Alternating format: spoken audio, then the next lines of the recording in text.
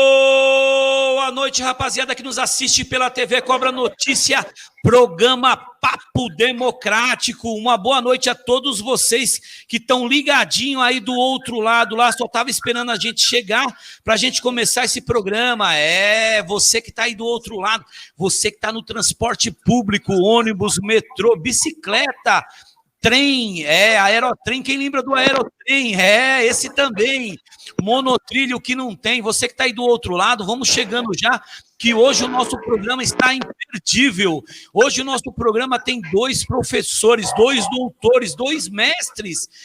Meu amigo, não tá brincadeira hoje aqui, não.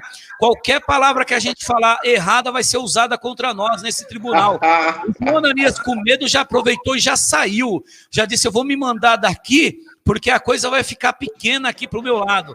Sabe o que é? Ele fica lá mexendo no celular, acaba saindo. Para de mexer no celular, lente nervosa. O que está acontecendo aí, João? Bom, vamos lá. Uma boa noite a todos vocês que estão aí. Já vou pedir de imediato o compartilhamento de todos vocês, que está começando mais um Papo Democrático. Meu amigo, aqui é o único programa onde você fala o que quer. Se a gente vai responder como você quer, eu não sei. Mas que você fala o que quer, você fala o que quer e a gente coloca na telinha. Uma boa noite, meu amigo de sempre, que está sempre comigo aqui. Hoje um pouco mais sério, um pouco mais sisudo. Ontem o povo perguntou por que ele estava meio coisado. O que seria coisado, professor Diego? Ele estaria um pouco mais coisado. O meu amigo, presidente do Instituto São Paulo pela Democracia, pesando 75... Não, vamos para lá. João Ananias Moreira. Seja bem-vindo, João. Boa noite, Cobra. Boa noite ao professor Diego Moreira. Boa noite ao nosso professor Marcelo Marques. Boa noite aos nossos amigos aí do Facebook, do TV Cobra, seguidoras, seguidores. E, claro, espero que todos se manifestem, comente, curta nossas páginas e compartilhe nosso material para todo mundo, para a gente continuar o debate todos os dias, Cobra. Bom, gente, agora eu vou entrar aqui com o professor Diego Moreira, que vai fazer a apresentação, porque essa pessoa que vos fala com vocês aí ficou com medo de ler o currículo do professor e cometer alguma gafe, algum erro. E um cara desse a gente não pode dar mancada, né? Então, boa noite, professor Diego Moreira, seja bem-vindo ao nosso Papo Democrático. Boa noite, Cobra, boa noite, João, Marcelo, um prazer estar aqui com vocês. Turma que está acompanhando aí, prazer conhecê-los, tá aqui para a gente trocar um pouquinho de ideia. Sou professor de carreira, professor de formação, e estou aí para a gente papear. Boa! Agora eu vou falar aqui com o nosso colega aqui. Como assim, colega? Parece que eu sou professor. Que cara sacana. O nosso amigo, camarada aqui, socialista. Que culpa ele tem de o sangue dele ser vermelho e ele defender esse povo. Professor Marcelo Marques, uma boa noite, seja bem-vindo ao nosso Papo Democrático. Olá, boa noite a todos, boa noite, Cobra. João, tudo bem? Boa noite, professor Diego, um camarada de longa data, está na caminhada junto há muito tempo. Enfim, sou professor de História, fui da rede pública estadual, da municipal, e estamos na luta por uma escola pública, por uma escola democrática, por uma escola gratuita, uma escola de qualidade. E falar sobre educação é sempre um prazer, é sempre uma honra. E honra maior é estar aqui com vocês, meus companheiros de luta. Boa, professor que lembrou agora com o discurso Paulo Freire. Olha só que coisa, hein, professor Diego? Vai ficar pesado. Gente, deixa eu avisar para vocês em casa. Se por um acaso você, aí em casa, olhando para essa câmera, para aquela não, para essa. Se você, por acaso, aí em casa, sentir que a live está travando, não tenha medo, porque aqui é de qualidade a live e demora para carregar mesmo, entendeu? Já vou mandando aqui o boa noite para o nosso pessoal que está sempre conosco aqui. Boa noite, Valéria Cristina, Deise Aparecida, Ana Luísa, Francisco Souza, Chico Metralha, quem mais aqui está conosco aqui? Vanessa Reis, pessoas sem máscara no transporte público, denúncia chegando aqui, Anderson Paulino, Rodrigo Mar, Thalita, filha da luz, João, conseguiu chegar Thalita aí. Chico Metralha, Fernando Silva, Antônio da Costa, Eunice Silva, Ana Luísa, Eliane Nunes, que está aqui conosco novamente, Joana Neucureira, André Damasceno, Marcelo Ferreira. Olha o Marcelo aí, se alguma coisa der errada, a culpa foi do Marcelo, foi ele que fez as perguntas. Tatiane Vai, Wilson dos Santos Martins, professor Wilson, Rodrigo Mar, Luciano Andrade Silva, e vamos aí começar agora o nosso papo democrático. Diga, João. Ô, Cobra, eu vou iniciar com uma pergunta que, na verdade, não tem a ver um pouquinho do conteúdo que nós falamos aqui. Professores, uma pergunta que eu queria fazer para vocês, vou iniciar com uma coisa que é diferente. O prefeito da cidade de São Paulo instituiu essa semana a suspensão do EJA, que hoje, assim, queira ou não queira, hoje é o ensino lá que ensina os jovens, até adultos, né, que é uma coisa que foi implantada pelo Paulo Freire, na época que ele foi secretário de educação. Vocês podem falar um pouquinho para mim do EJA, se vocês conhecem um pouco, o que vocês acham dessa suspensão, se vai atrapalhar muito a educação dessas pessoas idosas, para a gente um pouquinho? Marcelo, eu vou começar aqui, vou fazer a parte fácil, João, e eu passo a parte difícil para o professor Marcelo, tá? Parte fácil da pergunta, deixa comigo, a parte difícil da pergunta para o professor Marcelo dá conta aí. O EJA, a EJA, né, como Educação de Jovens e Adultos, estou vendo Samira Salé aí, a EJA, Educação de Jovens e Adultos, ela é um programa fundamental, principalmente para as beiradas da cidade, né? Ela é um programa essencial, principalmente nos bairros mais periféricos da cidade, que é onde tem uma população que não teve oportunidade de estudar no tempo certo. Então, é um tipo de ensino uma modalidade de ensino que não pode ser deixada de lado, não pode ser esquecida. Ela precisa de estímulo, de investimento, precisa que a escola seja preparada para receber esses alunos. Eu sou saudoso do EJA porque, no começo da minha carreira, eu tive a grata oportunidade de lecionar para a educação de jovens e adultos, né, na rede estadual. Começando a carreira, eu comecei lecionando na rede estadual, na rede municipal, depois saí das duas redes, mas lecionei um bom tempo na educação de jovens e adultos. É uma modalidade muito especial, é uma modalidade que precisa de muita atenção. Também, especificamente sobre a suspensão, justamente por ser um segmento muito importante, ele não pode ser deixado de lado sobre essa suspensão. E talvez uma suspensão temporária, por um momento específico, faça sentido para preservar essas pessoas. Não pode largar de mão, não pode deixar por muito tempo, mas faça sentido para preservar. Marcelo depois complementa, porque a gente tem dois perfis de aluno na educação de jovens e adultos. Tem um menino jovem que deixou o estudo e está voltando, então é um menino ali entre 18, 19, 20, é uma turma jovem, e tem uma turma mais experiente, que está tendo oportunidade de voltar agora. Se a gente olhar para a EJA só para essa turma jovem, não faz sentido tanto a suspensão. Mas se a gente olhar para essa turma mais velha, talvez faça sentido. Eu lembro de dar aula, por exemplo, a Dona Aparecida. A Dona Aparecida tinha 75 anos quando eu dava aula para ela. Isso há 20 anos atrás. Não faz sentido colocá-la em risco numa sala de aula, na turma. Precisa ter um programa especial, um cuidado especial. Já, talvez, o jovem de 18, 19, 20 não está no grupo de risco, tem outras questões, não precisaria. Mas administrar esse conflito de geração e preservar a vida, talvez a gente tenha que olhar com cuidado. Deixa eu só fazer aqui, quando o professor Marcelo vai falar, deixa eu mandar aqui o boa noite para o pessoal que está chegando aqui conosco. Muita gente mandando boa noite aqui.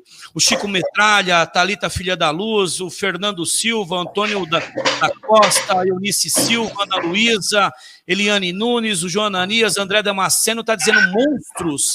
Aí eu preciso depois perguntar se é por causa do charme, aquela coisa toda. Marcelo Ferreira, Tatiane Maipe, Wilson dos Santos, Rodrigo Mar, Luciano Andrade, Bruno Soares, Adilson Andrade, Samira Salé, Samira ia estar conosco na live, teve alguma ocorrência, João? Não, ela vai marcar para um novo dia, ela vai fazer a live conosco, tá? Tá bom. Luciano Andrade, boa noite, Cobra, doutor João, professor Diego, professor Marcelo, Silvana Euclides, Thalita Filha da Luz, disse que estava o seguinte, Deixa eu pegar aqui, acabou passando aqui. Bom, José Batista, Alex Ramos, prossiga, professor Marcelo. Então, a partir do comentário do professor Diego, é muito bacana de observar que o EJA é de fundamental importância para as pessoas, principalmente das camadas populares.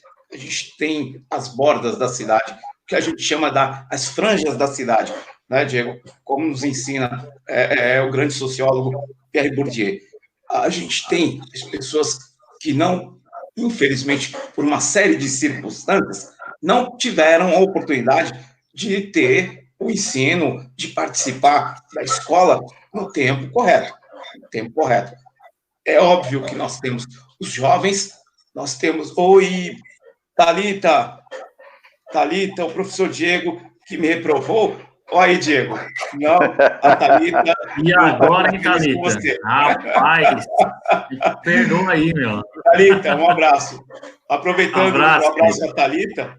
Analista também, querida aí, mandando... Aproveitando o abraço à Thalita, quero mandar um abraço a todos os amigos que estão participando, que estão nos acompanhando, né? Todos eles, esses amigos que o Cobra citou o nome, são muito queridos e muito importantes para nós.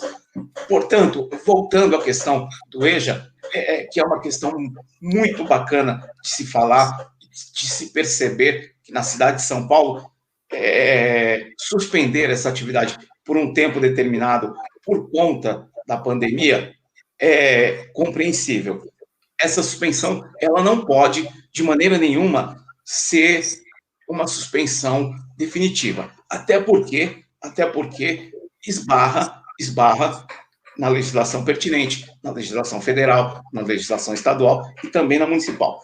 Mas, de qualquer modo, é muito importante do ponto de vista educacional, sociológico, que essa etapa de ensino ela seja preservada e que isso tenha, que haja polos ou que outras escolas tenham a possibilidade de ofertar essa etapa para que as pessoas consigam ter acesso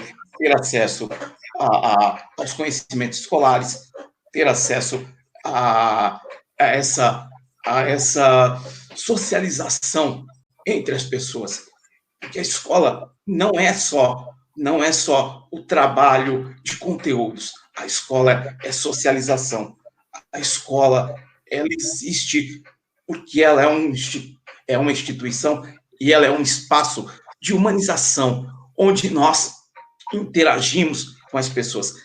Eu sempre friso, em qualquer fala que eu tenho a oportunidade de fazê-la, a escola é um espaço humanizador. A escola é um espaço humanizador. Tendo em vista esse princípio, a escola precisa oportunizar, as políticas públicas precisam oportunizar a possibilidade das pessoas estarem juntas, trabalhando juntas, trocando experiências, trocando vivências, para que elas possam caminhar juntas e, a partir daí, atingir o seu objetivo. Eu acho que é basicamente isso. Ô João, deixa eu só pedir aqui, vamos dar uma compartilhada, vamos dar uma levantada nessa live aí, vamos colocar a live bem para cima aí. Já tem aluno do professor Diego reclamando, hein?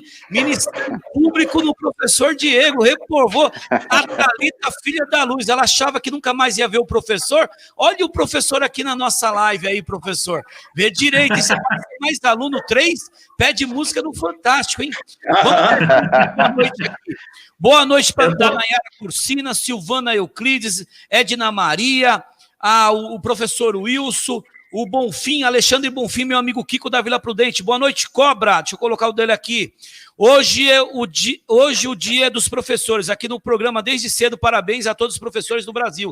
É verdade, hoje no Café com o Cobra tivemos um professor aí, a audiência foi a 1000 também. Emei Hernani Silva Bruno, só tem feras na live.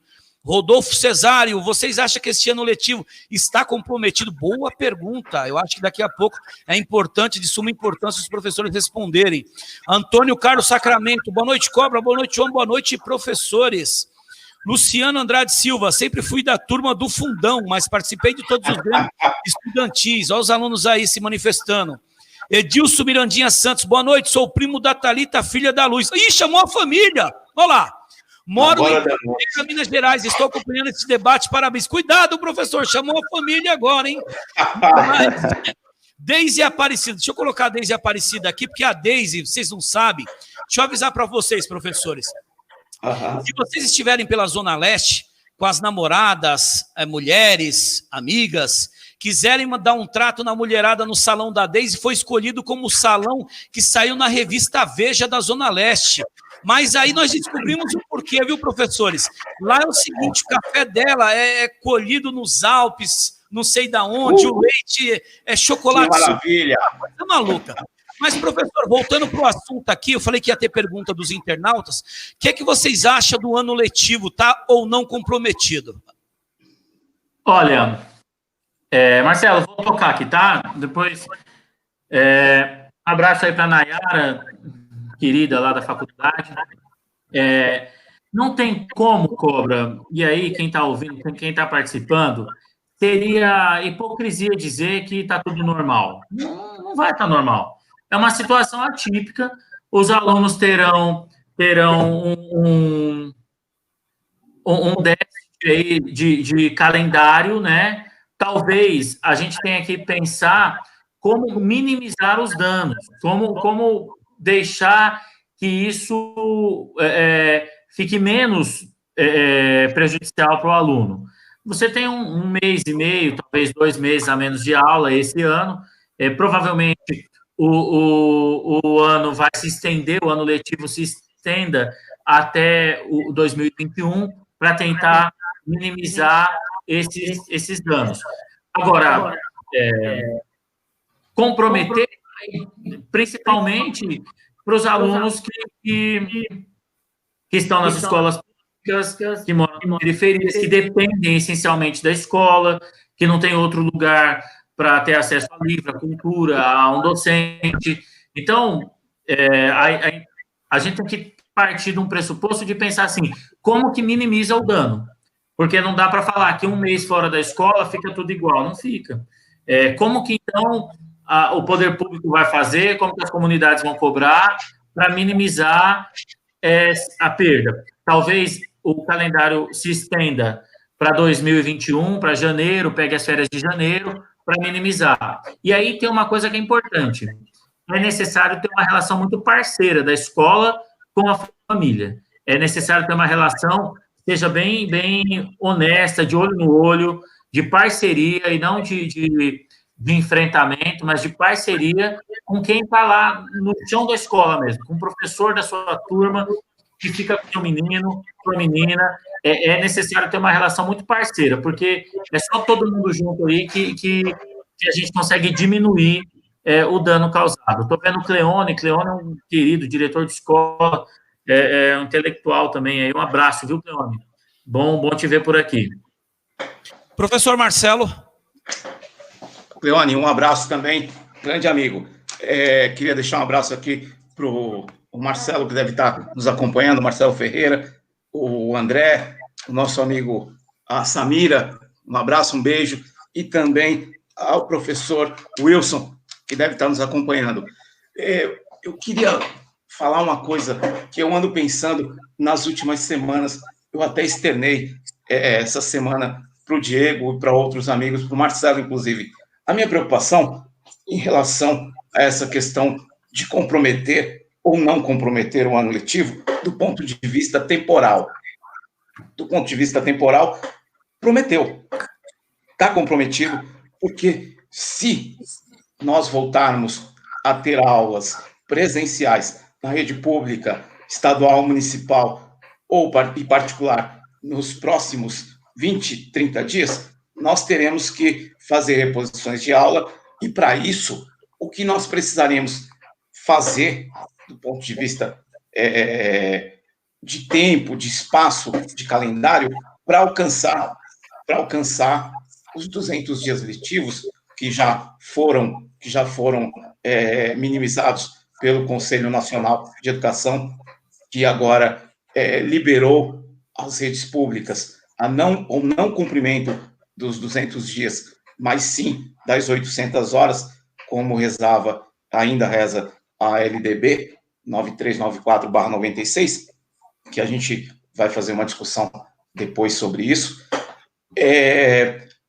Esse calendário, se ele for esticado até meados de dezembro para janeiro do ano que vem, nós teremos as redes levando os seus professores e funcionários em geral à exaustão. Essa é uma preocupação muito, muito importante a se fazer, uma observação muito importante a se fazer. Nós levaremos os nossos profissionais à exaustão. O fato de estar em quarentena, o fato de estar em casa, não significa que o professor está belo e formoso. Não, o professor da rede pública, da rede particular, ele está preparando a aula, ele está se reinventando. O professor hoje, na atual conjuntura, ele é um youtuber. Ele é o cara que está lidando com as novas tecnologias de uma maneira que ele não lidava. Ele está lidando com as novas tecnologias de uma forma na qual ele não lidava. É óbvio que todos os nossos colegas professores e professoras já lidam, já têm conhecimentos técnicos. Isso é evidente, isso é evidente. Só que usar esses conhecimentos no cotidiano agora faz parte da nossa jornada, agora faz parte do nosso cotidiano, é do nosso dia a dia. Nós acordamos 7 horas da manhã e já ligamos o computador e começamos a trabalhar. Não é? O nosso preparo de aula é online. O nosso atendimento ao aluno é online. Então, quando voltarmos, se nós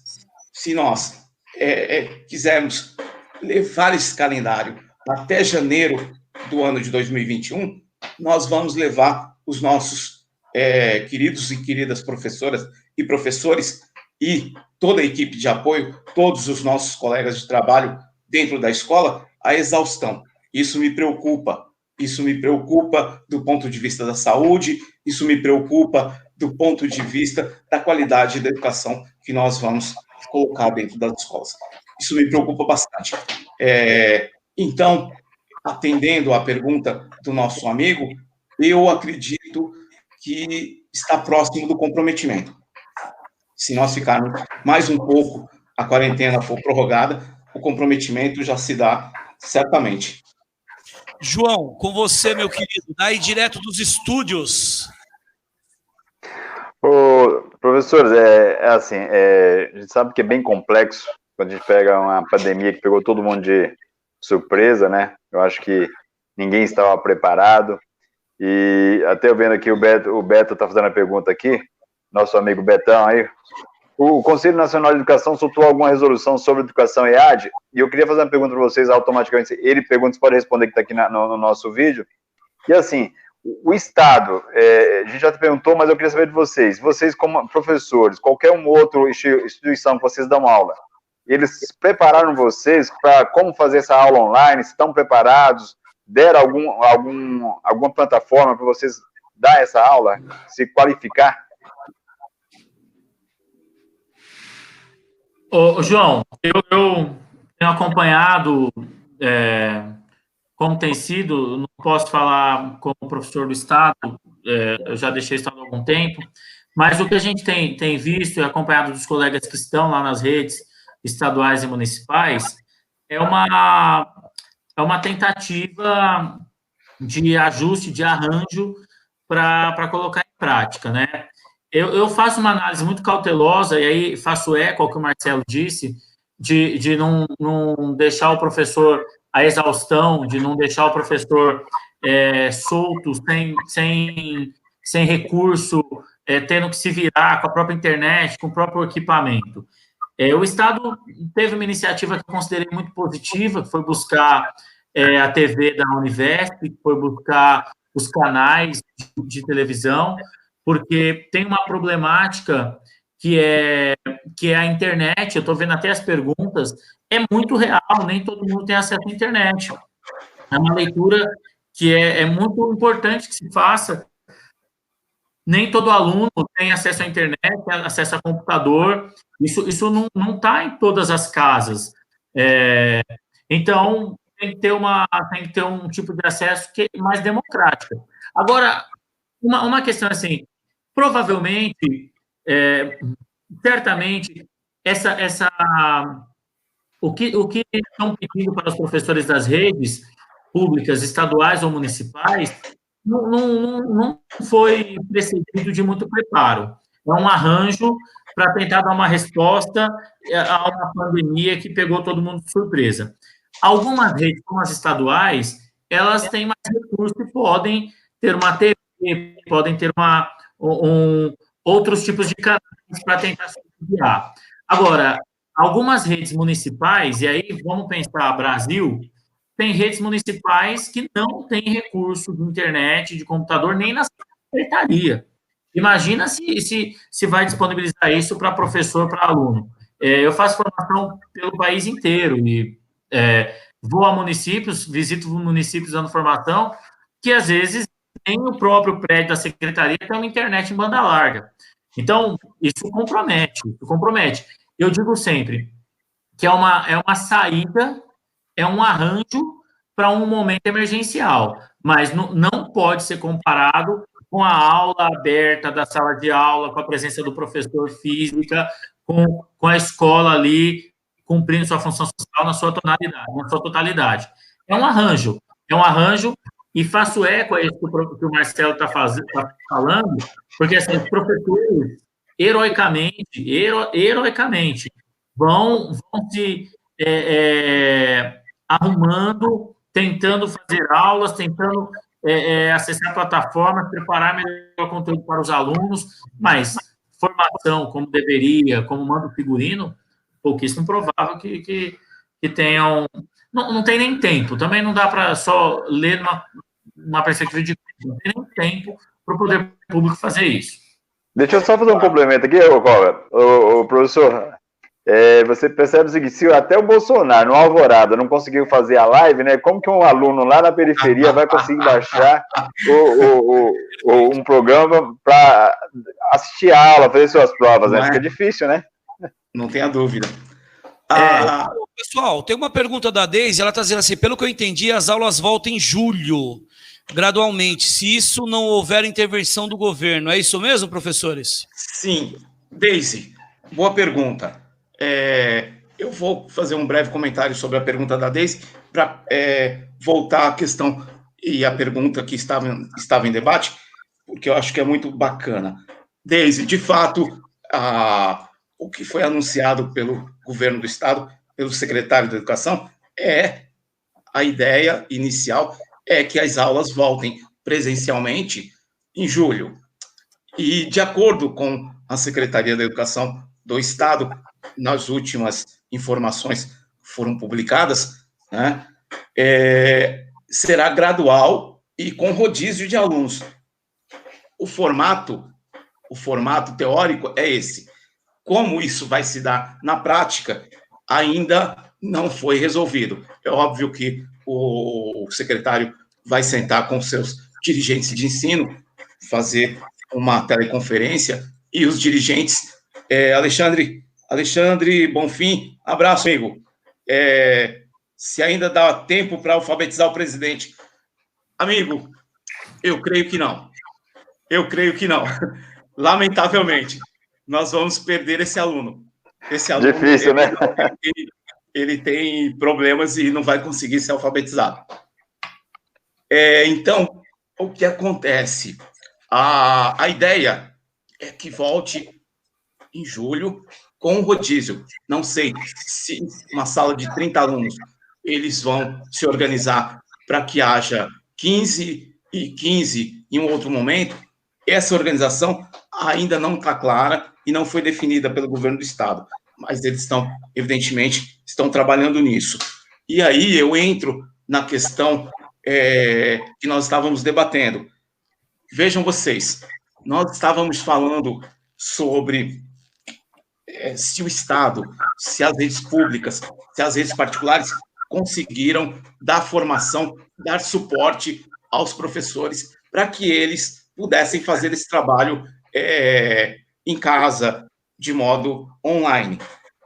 Primeiro, as iniciativas do Estado e da Prefeitura de São Paulo estão à frente por conta da sua estrutura, por conta dos seus recursos, bem como o Diego muito esclarecidamente frisou. Porém, por conta de tempo, por conta de ser uma novidade, Alexandre de Sogamo, abraço, amigo. Por conta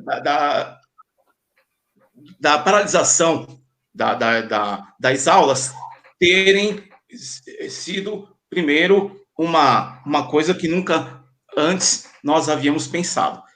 E foi muito rápido.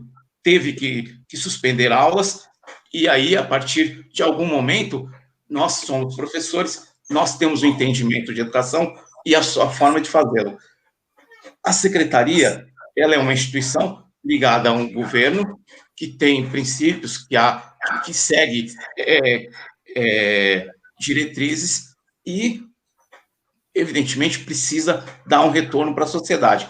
Precisa, de algum momento, demonstrar que a Secretaria da Educação está voltando, de alguma forma, a se relacionar com o seu público, com os seus alunos. E aí, evidentemente, coloca-se essas aulas online, pela TV e uma série de outros recursos. Mas o preparo dessa gente que nós reconhecidamente chamamos de linha de frente da educação não foi em tempo hábil e nem em uma condição da mais adequada na qual nós acreditamos. Infelizmente, não, né? E é sabido isso. Mas é evidente que também o que foi feito, o que está sendo feito pelo governo do Estado, pela Prefeitura de São Paulo, é evidente que está à frente de outros municípios. Há municípios que não têm a menor condição, a menor infraestrutura do ponto de vista tecnológico. E isso é muito complicado e é muito difícil, e aí a gente tem que fazer uma análise macro e uma análise micro. Quando se fala de um Estado grandioso, com recursos como São Paulo, e quando se fala em municípios que são, infelizmente, com poucos recursos, em uma situação, às vezes, dramática do ponto de vista econômico. Tá? Deixa eu mandar uma boa noite para a Kátia Santos, diretora do Sem Grana, está conosco na live aí. Um abraço para a minha amiga Kátia Santos, lá do Parque Santa Madalena, comunidade da Ilha. Um abraço, minha amiga Kátia. A Valéria Cristina tem uma pergunta aqui, uma boa noite. Você vai falar a Graziele Barbado não hoje aí, ó? Graziele que guardou o bolo do João Ananias, só para o João Ananias. Valéria Cristina, chegaram as atividades pelo correio da rede municipal. O que os professores acham disso? As atividades estão chegando. Eu quero dar uma boa noite aqui para a Rosânia Morrone, uma querida. Rosânia. A Rosânia foi secretária municipal da mulher aqui em Poá, uma excelente profissional, foi dirigente de ensino, excelente profissional. Um grande abraço, viu, Rosânia? Obrigado por estar aí acompanhando, compartilhando na sua rede. Tem duas perguntas aqui, Cobra, que eu quero juntar com essa daí, que você fez. A chegada de material na escola, a gente tem que ser muito cuidadoso, como dizia minha avó, para a gente não jogar o bebê com a água do banho, sabe? Nem toda ação, sabe? Não joga fora o bebê com a água do banho. Nem toda ação vai ser de excelência num arranjo de curto espaço de tempo. Então, assim, algumas ações, ela é fruto de um esforço de tentar garantir o mínimo para que o aluno receba algum tipo de conteúdo e material. Eu entendo que a ação de mandar atividade para casa é uma iniciativa positiva, de tentar chegar a um mínimo de material lá, tal. É uma tentativa, inclusive, de atender o aluno que não tem acesso às redes, a material, a equipamento. Então, é uma iniciativa positiva. Outra questão é se está chegando de fato, como tem sido a logística, se tem alguma orientação para como isso vai ser feito, tal. Então, a iniciativa do poder público, da gestão municipal, de enviar a cartilha, são 2 meses de aula, pelo que eu li pela imprensa local, são 2 meses de aula, é importante, Como isso vai acontecendo, são desdobramentos. Eu sempre gosto de destacar uma coisa, o professor, ele é um aliado nesse processo, ele é alguém que está do lado do aluno, né? Agora, também eu não posso demonizar toda e qualquer iniciativa técnica da secretaria de tentar atingir esses alunos. Talvez não dê conta na totalidade, mas tem algumas iniciativas que são positivas, tá? Tem uma pergunta aqui que eu achei também interessante, né? A Valéria coloca dessa iniciativa de chegar pelos correios. Toda iniciativa que tenta democratizar, eu entendo que é boa. Depois tem que ver como ela é operacionalizada, se de fato chega direito, tá? Se chega certinho. Alguém perguntou aí, há uma ausência de uma iniciativa, aí eu quero ser contundente para quem fez a pergunta, os governos municipais e os governos estaduais, as escolas estaduais e municipais, elas estão se virando com o que pode. Para mim, há um silêncio, como diria o poeta, um silêncio ensurdecedor do Ministério da Educação. O Ministério da Educação não tem tido iniciativas para auxílio das redes estaduais e das redes municipais. Ou as iniciativas que tem são tímidas demais, que não têm dado conta para ajudar essas redes. Eu estou falando, por exemplo, se a gente pega uma rede como São Paulo, que é uma prefeitura que tem recurso, que tem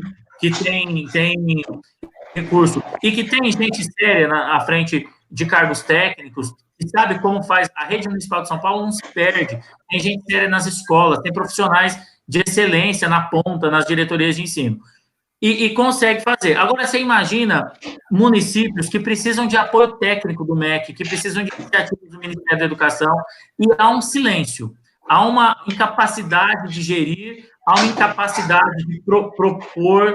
Esse silêncio do MEC, essa falta de ação do MEC, é uma das coisas mais graves que eu entendo nesse período, de parceria com os municípios, em parceria com os estados. É uma das coisas mais sérias que a gente está vivendo. Por quê? Porque a escola sozinha, às vezes o município sozinho, ele não consegue dar conta de uma mudança drástica, bruta, abrupta nesse período. Precisaria de iniciativas mais contundentes ou, ao menos, sérias do Ministério da Educação.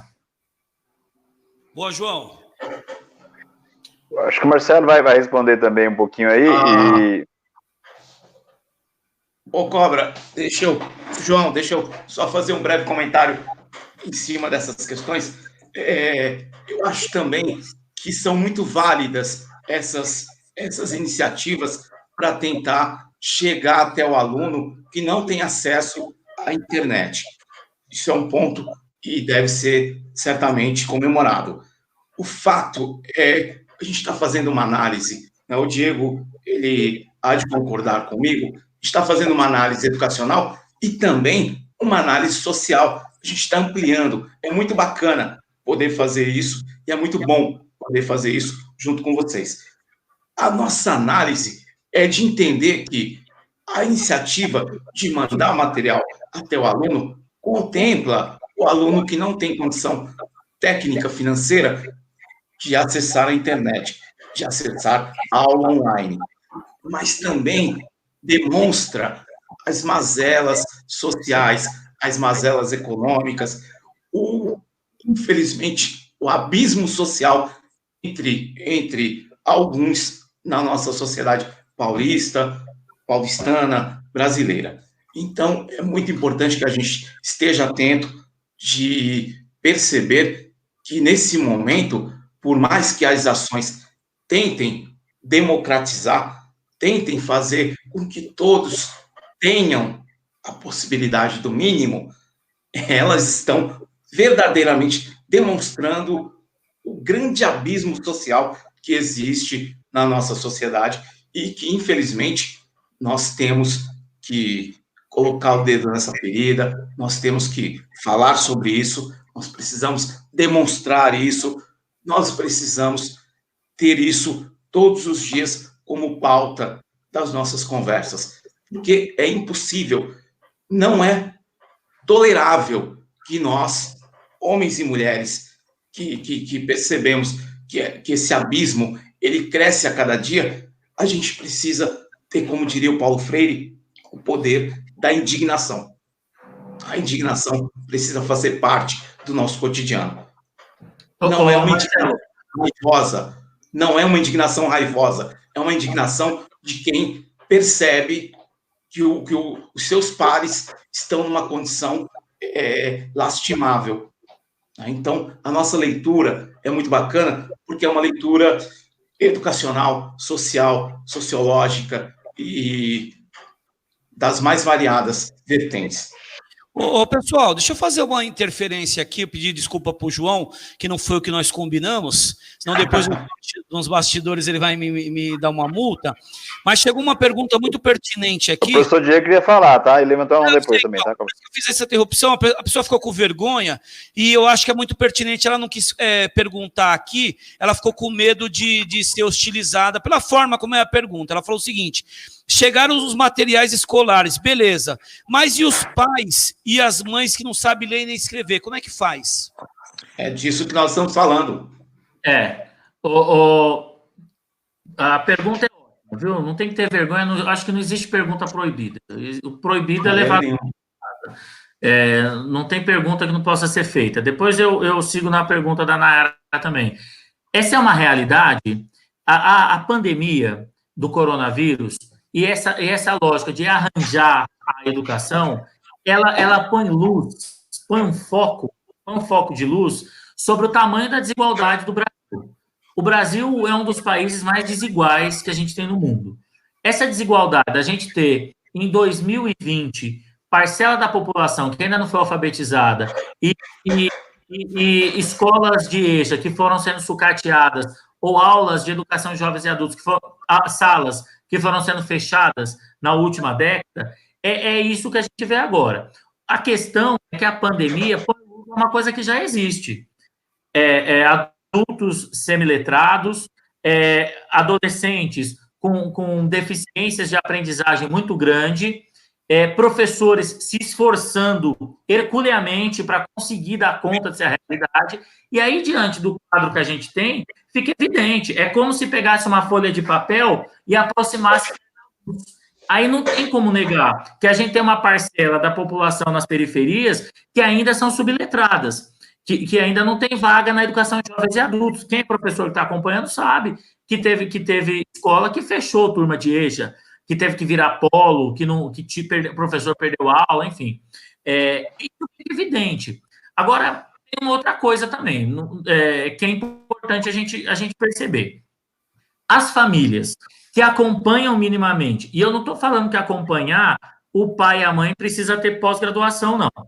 As famílias que acompanham minimamente a educação dos filhos, esse período de acompanhar em casa, ele só vai ampliar um pouco esse acompanhamento, porque, vamos combinar, o pai não tendo faculdade, não tendo sabendo ler e escrever, ou tendo doutorado, o pai que não acompanha o filho, não acompanha de jeito nenhum.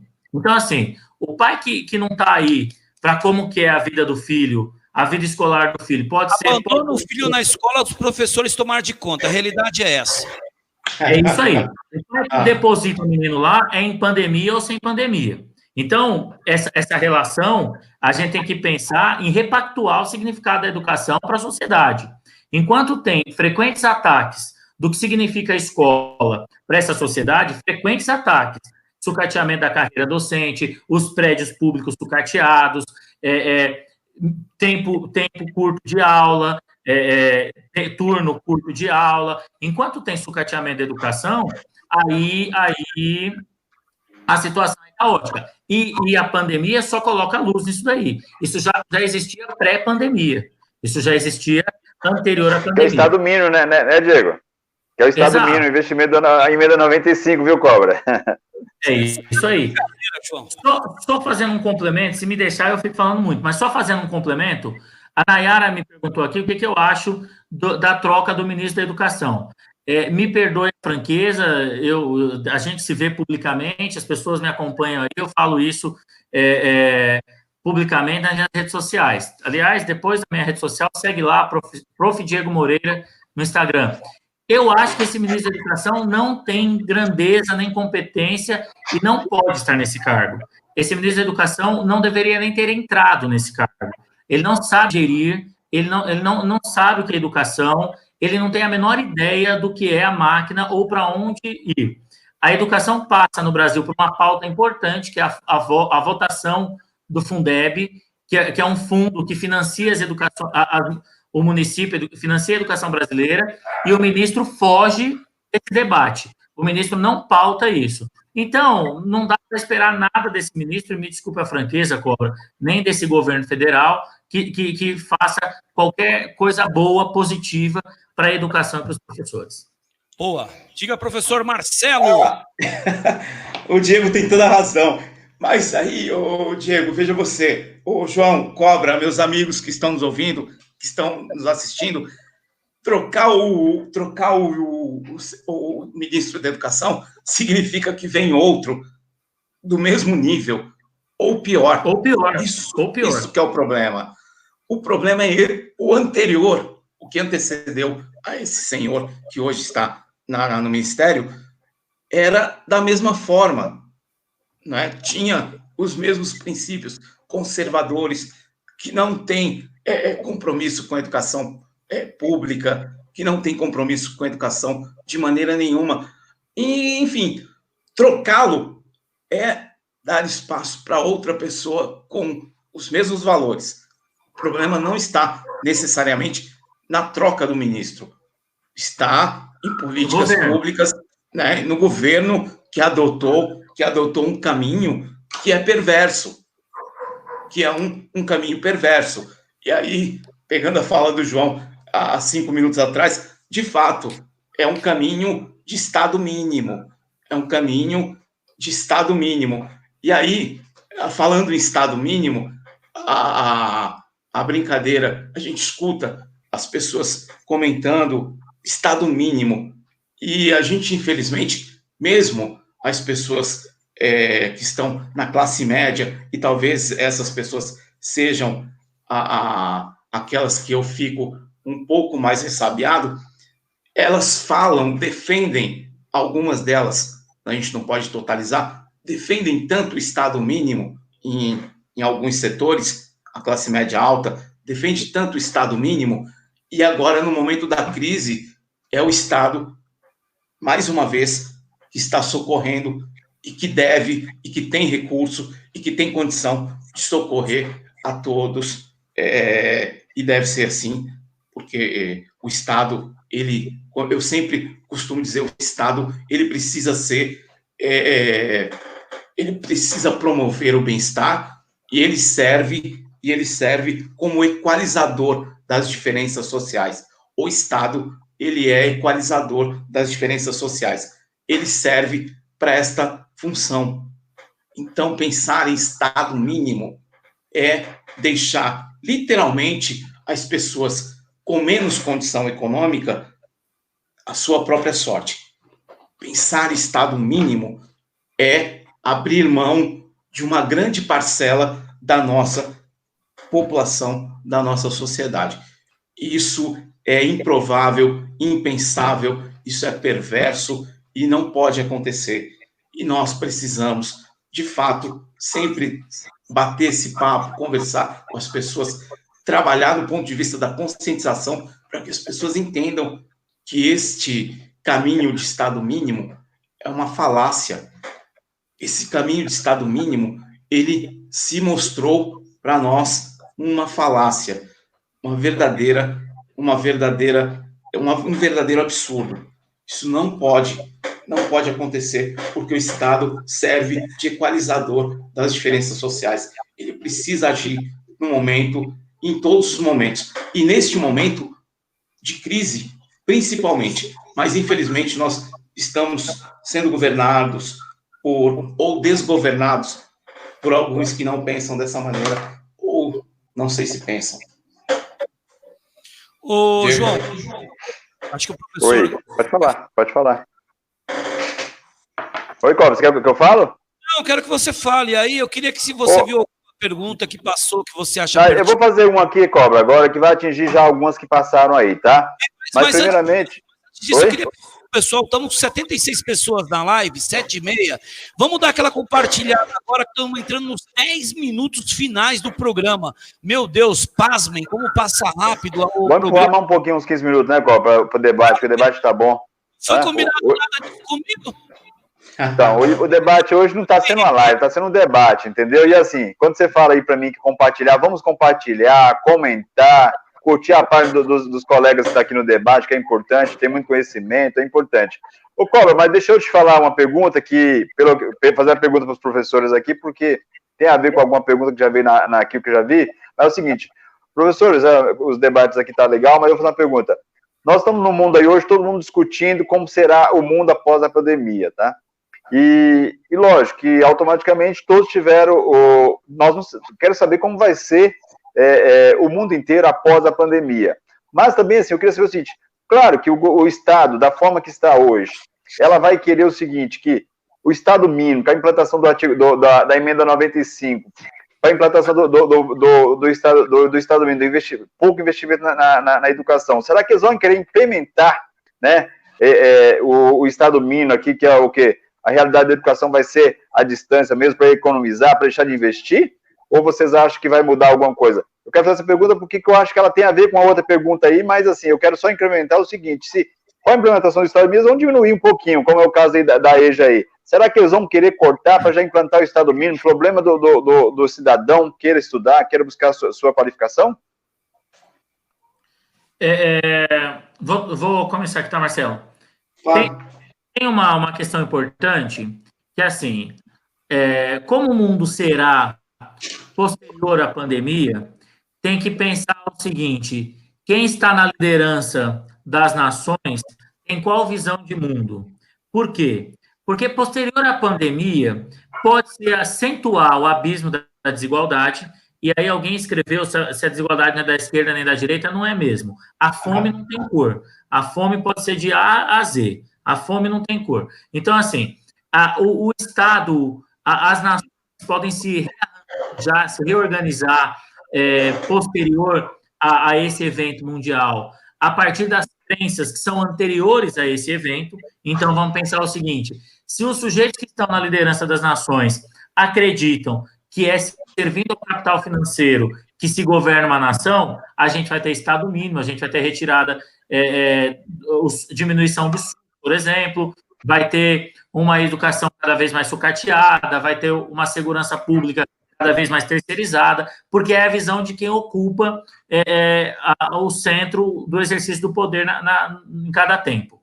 Se a gente tem uma outra visão de um Estado mais forte, de um Estado que atue mais, que desenvolva mais, a gente pode ter um outro modelo de sociedade. Mas, me desculpe a franqueza, isso aconteceria com ou sem pandemia? A pandemia apenas acelera algumas casinhas. Isso aconteceria.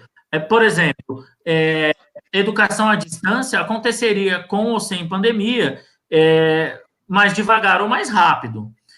A desigualdade, ela está posta com ou sem pandemia. A questão põe luz nela. Agora, cada vez mais que o Estado se retira, um modelo que às vezes é perverso, eu não estou nem falando de uma social-democracia, eu estou falando de um Estado mínimo no seu pior modelo, no seu pior lado.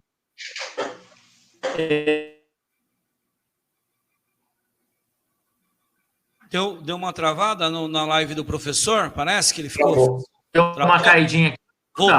Voltou. Com a segurança pública, a gente cria uma sociedade mais desigual. A gente cria um abismo ainda maior, dos mais pobres com os mais ricos, né? E aí não tem EAD que dê conta, não tem smartphone que dê conta. A lógica é pontual. Se não tem uma distribuição de renda, uma distribuição social mais justa, a gente tem aprofundado as desigualdades.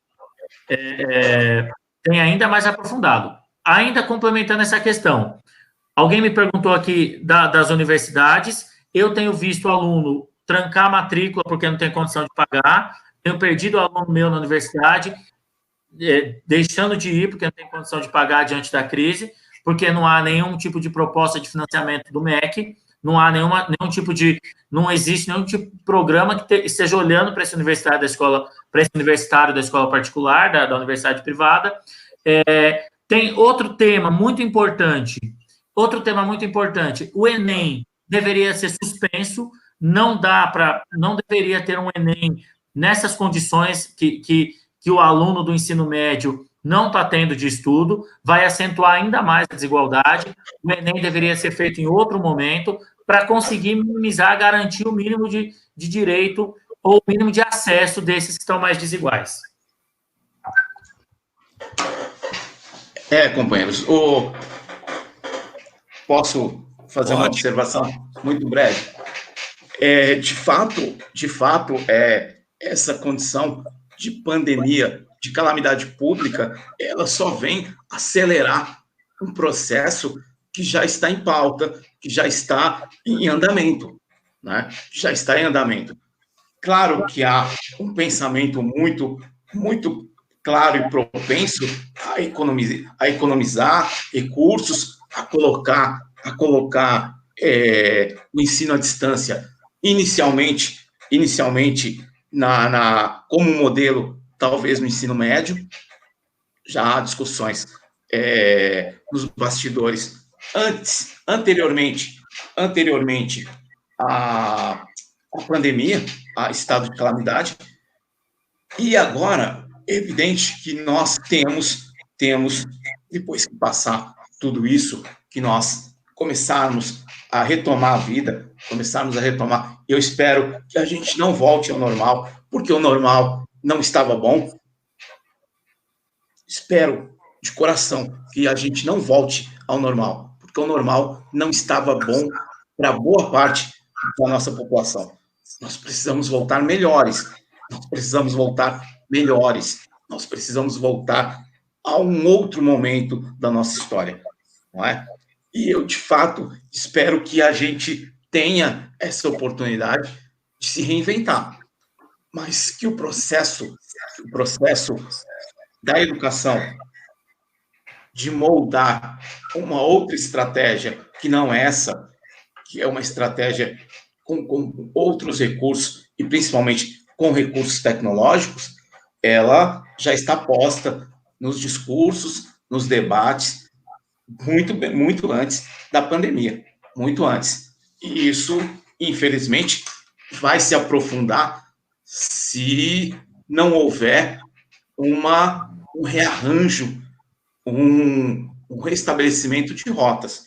Se nós continuarmos com esta tendência conservadora, com essa tendência, não só no Brasil, mas em boa parte dos países centrais do capitalismo ocidental, nós, infelizmente, teremos um processo de aceleração rumo a esse sentido, rumo à educação à distância e uma série de outras coisas, para que haja uma economia.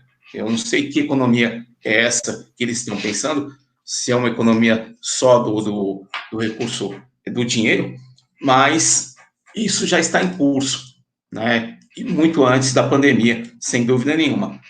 E a gente está falando, o Diego, teve uma pergunta que eu acho que foi do professor Alexandre, falando que as professoras e professores, eu não lembro muito bem da pergunta, mas falando se esse momento é ou não é para a utilização desses recursos e se esses recursos tecnológicos não podem fazer parte da vida cotidiana pós-pandemia.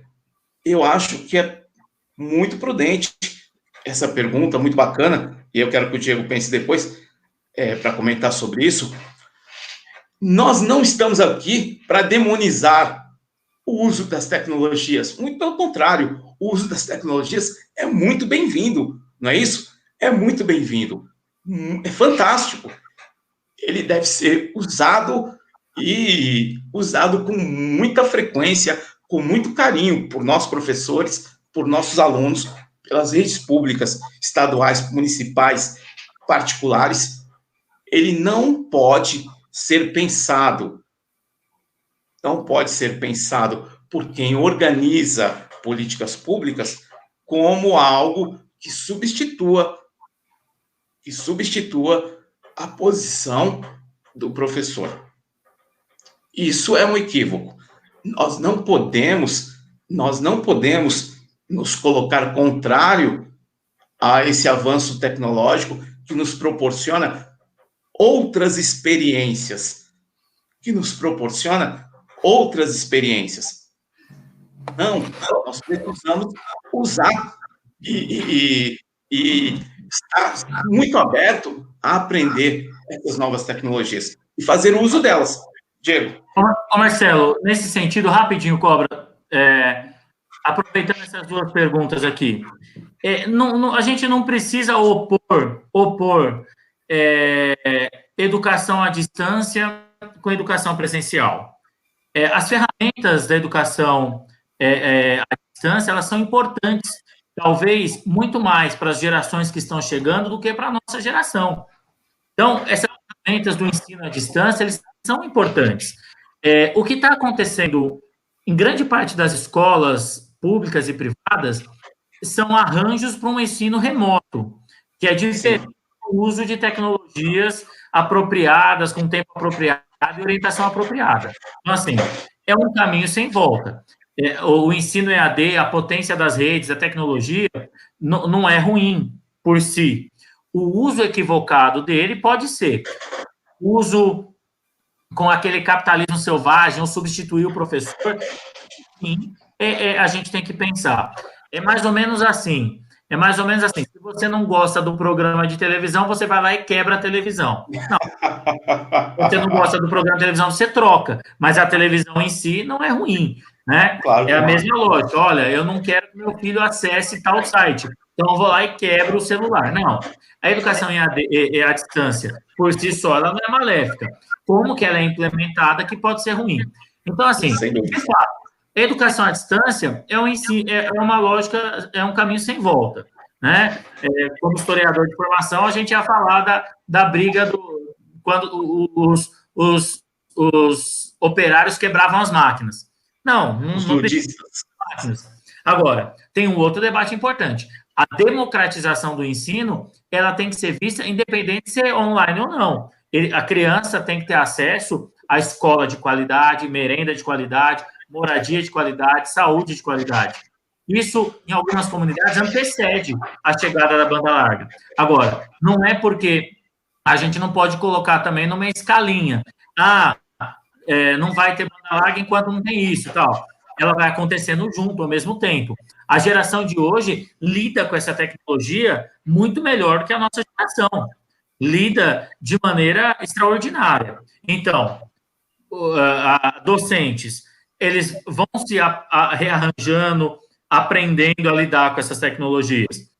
O professor também não é obrigado a saber tudo que tem de tecnologia nova, não dá. O professor é fruto do tempo dele, o professor é fruto do território que ele vive, a identidade dele está no território que ele leciona, então ele vai construindo isso.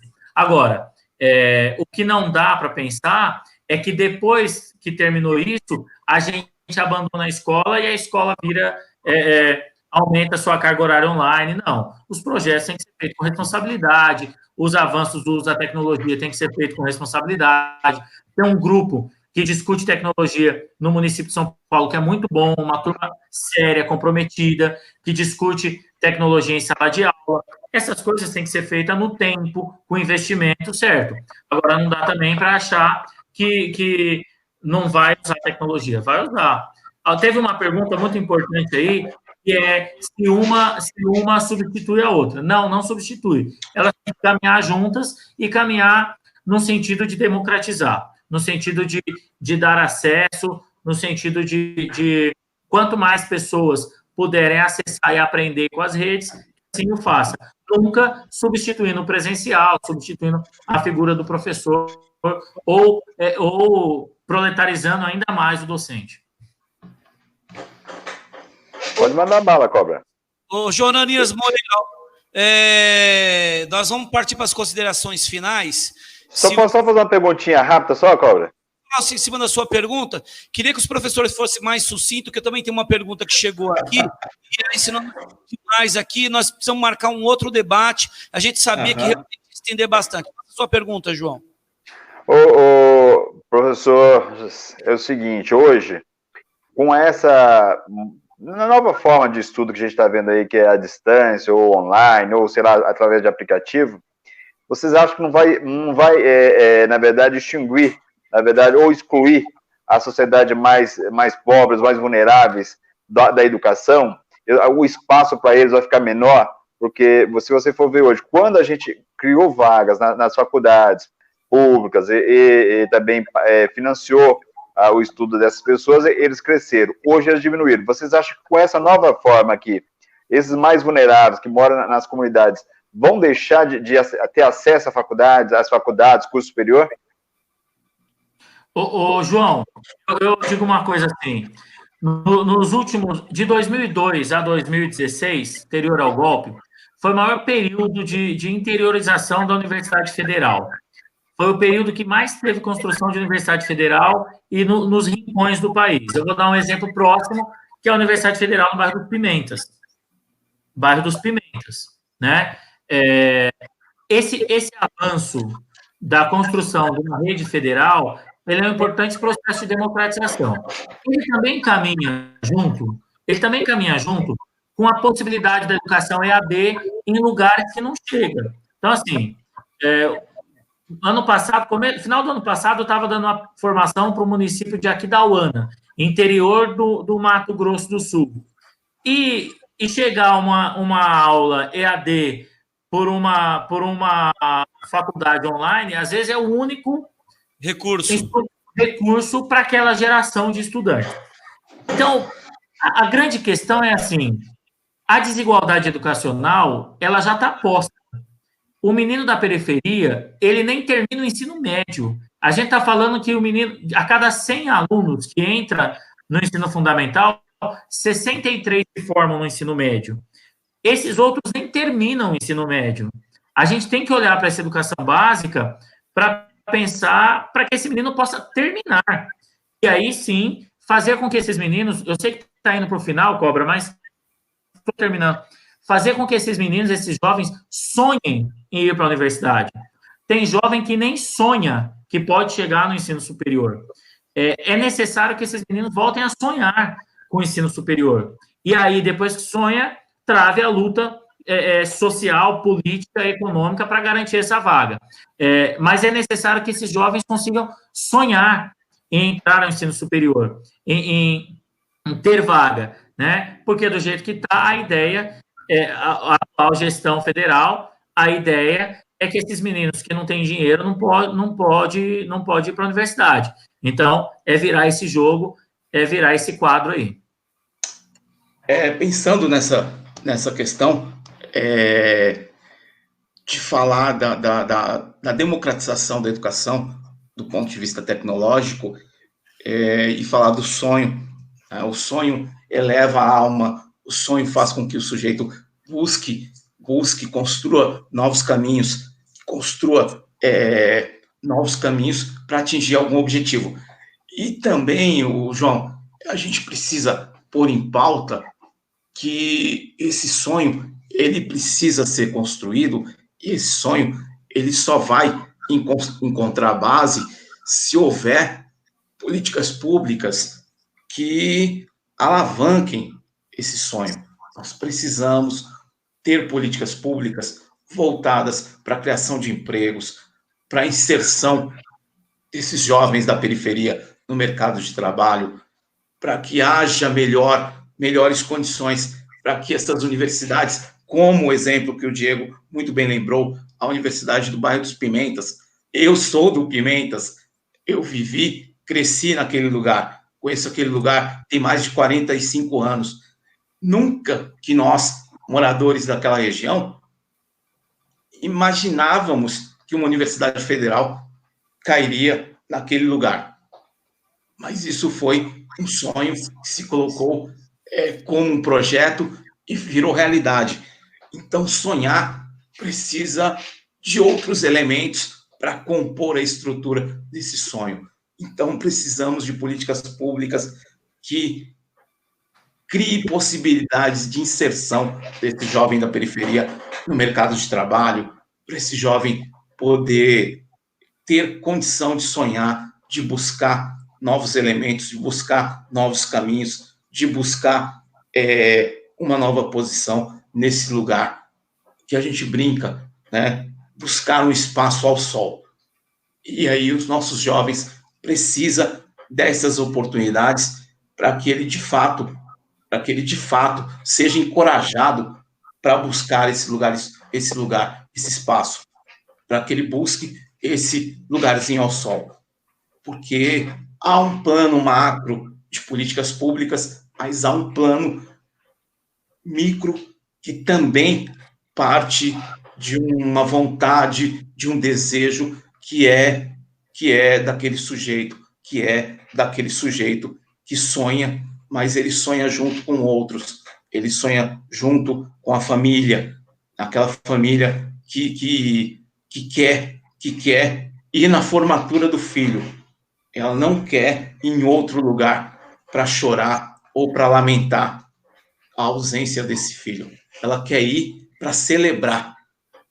Ela quer ir na formatura desse filho, como ocorrera em outros tempos.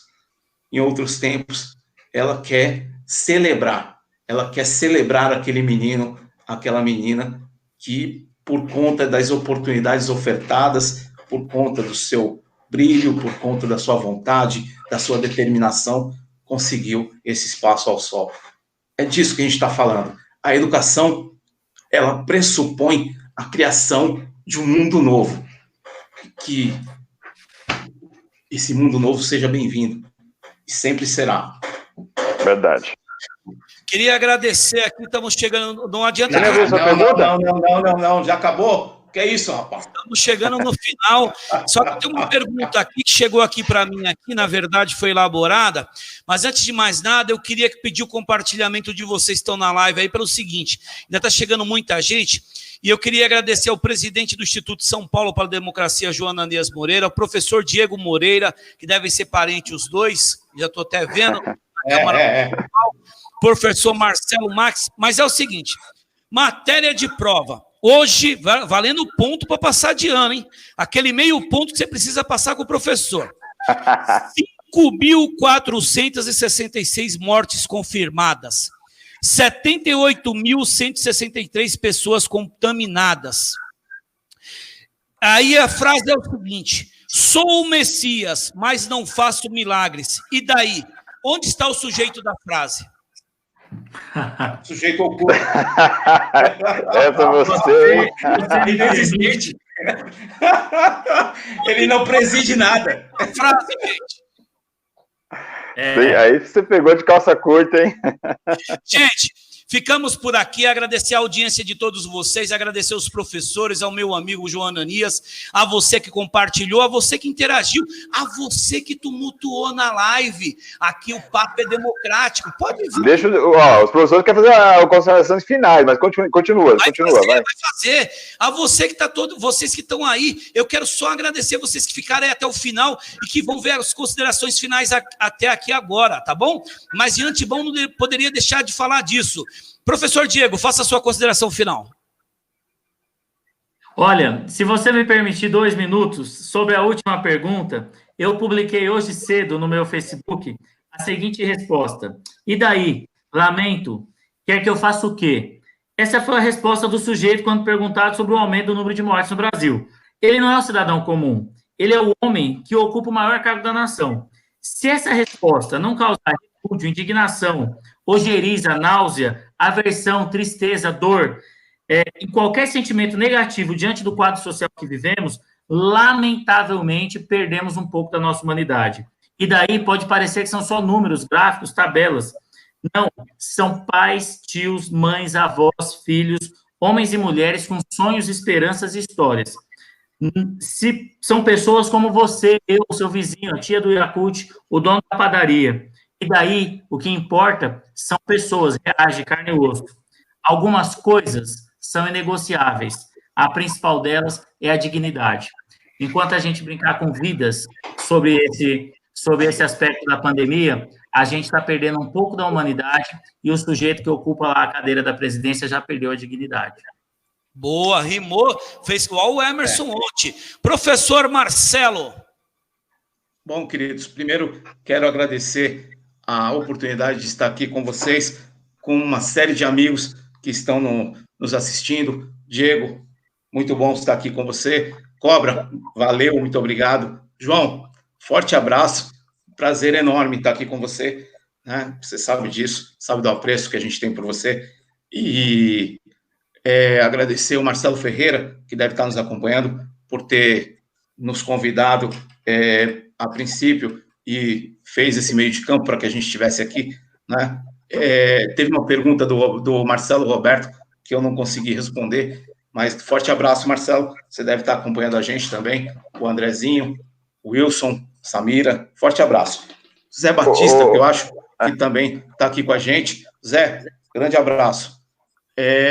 Crianças, meninos e meninas, meus queridos amigos, em relação a essa questão, o Diego foi preciso, né? Eu li o texto dele agora de manhã no Facebook.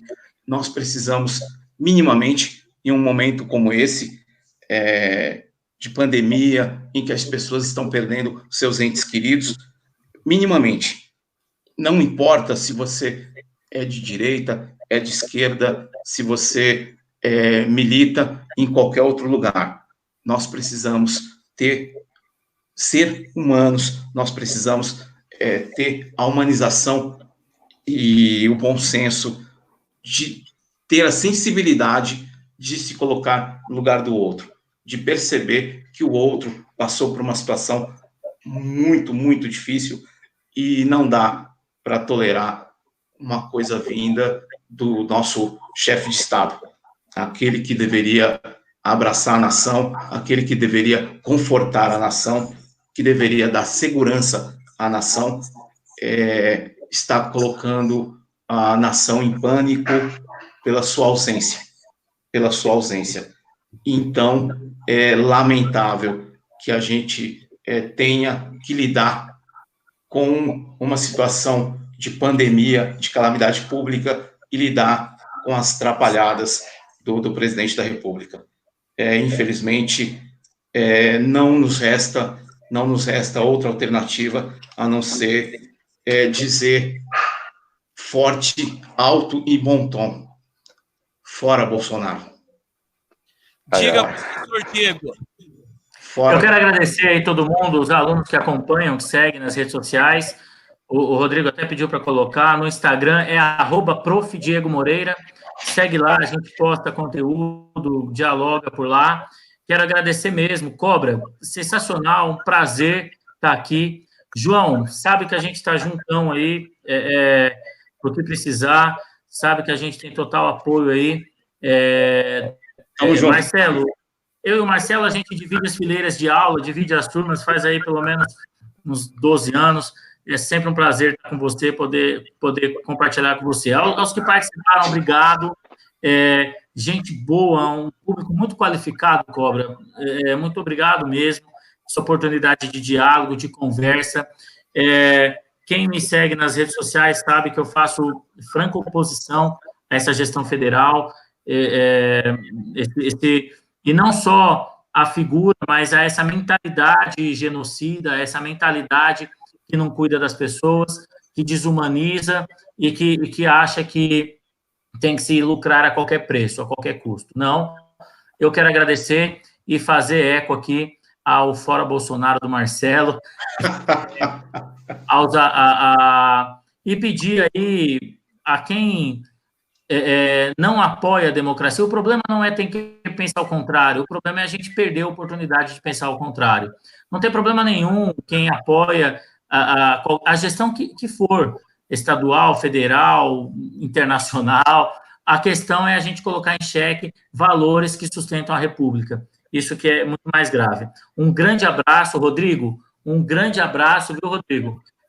Um querido aí que nos acolheu com toda a orientação. Cobra, um abraço, beijo no coração aí, João. Tamo junto. Obrigado. João, quero deixar... Cobra. Deixa eu só falar aqui, Cobra, rápido. Não, é coisa rápida. Diego, e depois, se vocês quiserem entrar na live e depois fazer o comentário lá da live, é importante, tá? Faz só comentário nas pessoas que perguntaram para você e pedir para todo mundo curtir nossa página. Boa. E obrigado à audiência, tá? Ô, João, você é o seguinte, eu vou até dizer o seguinte, eu vou dizer para os professores e para o meu amigo João Ananias Moreira, que eu tenho a liberdade de dizer para ele, vocês são sacrispantas. Sabe por quê?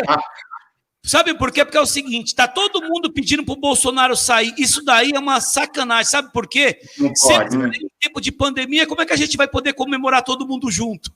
Não é? É isso aí. Hashtag fora Bolsonaro, vamos todo mundo colocar aí, hashtag fora Bolsonaro, pô. Cobra. 1, 2, 3, fora Bolsonaro. 1, 2, 3, fora Bolsonaro. Fora Bolsonaro. É, meus irmãos. Cobra. Valeu, forte abraço. Ó, o Marco quer falar, ó. Quem? Rapidão. Diga, Marcelo. O Marcelo é aquele aluno que a prova está acabando, ele precisa responder mais uma pergunta. Mais uma questão. Queria deixar um agradecimento também ao Rodrigo, que nos acolheu no momento da nossa conversa pré-live.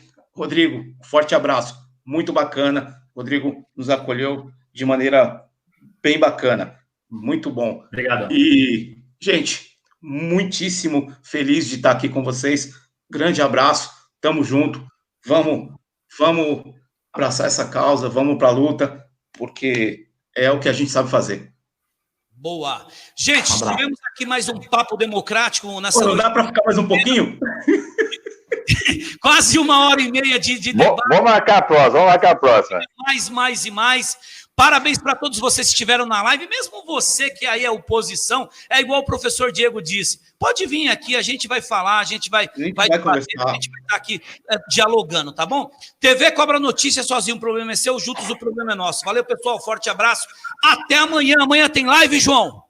Tem. 10 horas tem entrevistado ou não? Não consegui falar. Boa, e 7 horas tem? Tem, às 19 tem.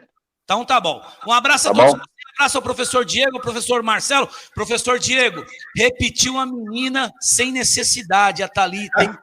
Rapaz, eu não sei nem de qual escola que é a Thalita, viu? Fiquei aqui me perguntando. Depois entra lá e confundiu, hein, Thalita? Entra lá e responde, hein? Na live lá, tá? Valeu. Corujão do Cobra, quem topa? Aí vamos fazer uma live de madrugada. Forte abraço.